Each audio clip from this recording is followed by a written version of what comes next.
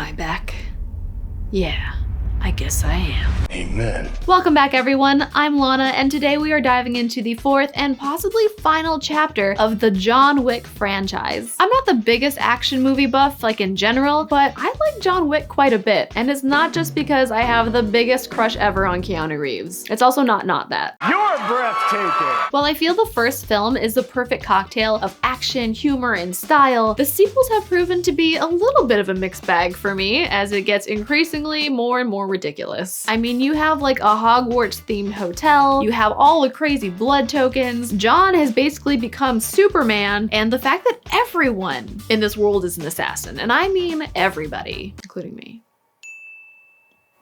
John Wick Chapter 4, which has no other title for no reason, stars everyone's favorite person, and mine especially, Keanu Reeves. Oh, it also stars Hong Kong's legend Donnie Yen as the blind swordsman, and the creepiest of all the creepy Skarsgårds. The story picks up right after the end of the third one, with John Wick continuing to punch, kick, and headshot his way out from beneath the high table. Along the way, he faces new enemies, sees old friends, pets a few doggos, etc, etc. It's a John Wick film, like you know the routine. And before we dive into this spoiler-filled review, if you like movies, you like reviews, you like this harness on me, What were you just watching? please like this video, subscribe, turn on notifications. It means all the world to me, and it's the only way I'm gonna make more videos. So that's it. Let's go kill some bad guys.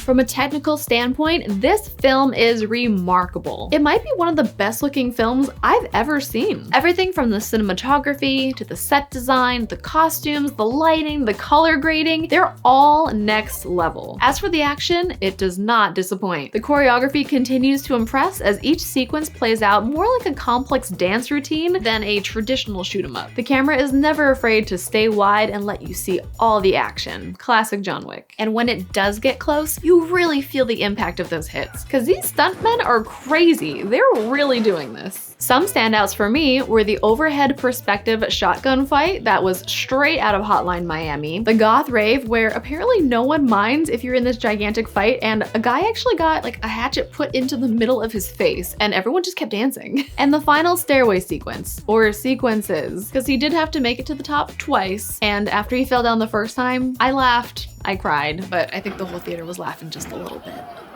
I also found it fun to pick out inspirations from other action films like The Warriors, Cowboy Bebop, Face Off, and even the original John Wick itself. You can tell these filmmakers love this genre, and it really shows. The new villains introduced into this film are all so fun to watch and are instantly memorable compared to previous John Wick films. Donnie Yen's take on the blind swordsman is both stylish and humorous. I absolutely lost it every time he said something crass to someone. Plan is out. He was amazing. Scott Adkins' Killa character feels like a comic book villain come to life. I know we were all looking at him and thinking Penguin the whole time, but better. Yet I found Bill Skarsgård's character as the Marquis the most interesting to watch. Not only could I not stop staring at his eyes and trying to envision Pennywise, but his character is filthy rich, has a huge ego, and he deserves whatever is coming at him. Sure, we've had similar villains to this in previous films, but he's working on a whole other level of scumbag here. Kinda sexy.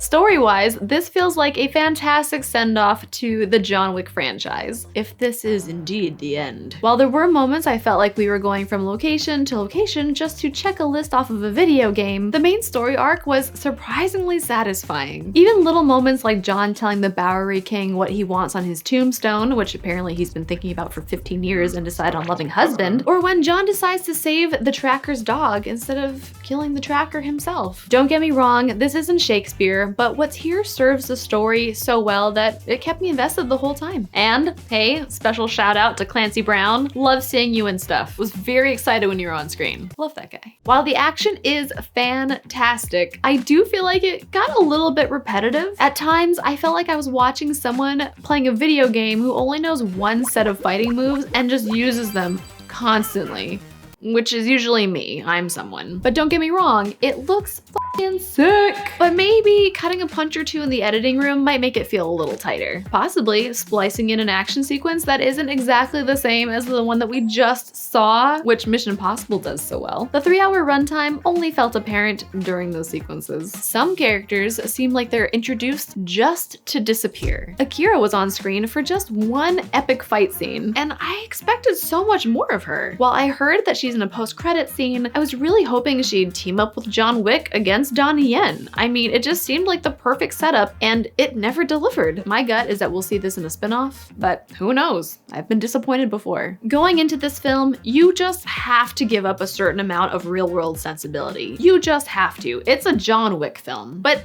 this film, it really pushes the limits and then goes way beyond. The amount of times that John is stabbed, shot, thrown downstairs, slammed into cars, and the man just gets up, dusts off his Kevlar suit, and continues on like nothing happened. Even other characters in this film are given this magical power of invincibility. When the dog got slammed into that moving car and just woofed away, that's when I knew there was no coming back from this. Okay, I love Keanu Reeves as a person. I actually think he's a fantastic action star, but there isn't a whole lot of acting going on in this film at all. Sure, he looks great in his suit and he can actually pull off these awesome stunts, but the writers give him almost nothing to say. Compared to the first film, I mean, he's pretty much mute. And for this possibly being his final outing as John Wick, I wanted a bit more than, yeah.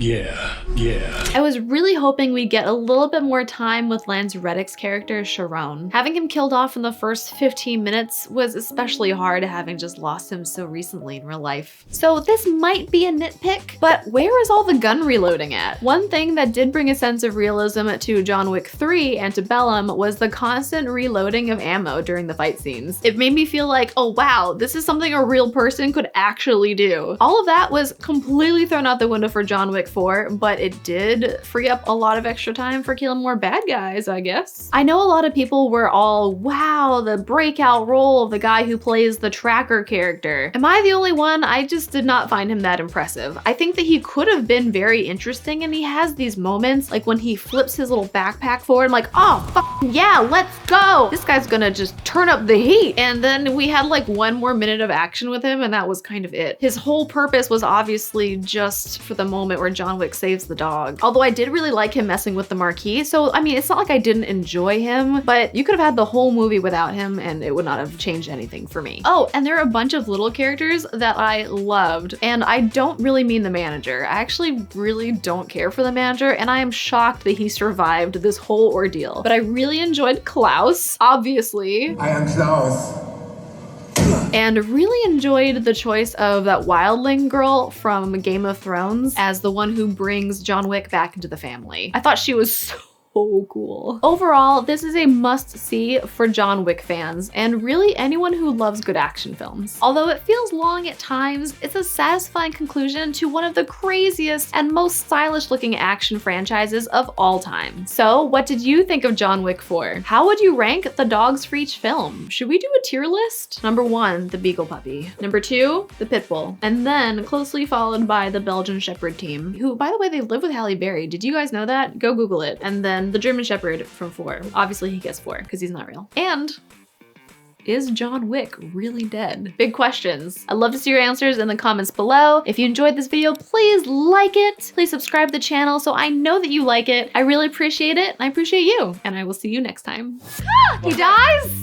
The main story, but what's here serves the what? While the action is blah. While I feel like I'm not the biggest action movie. You did it.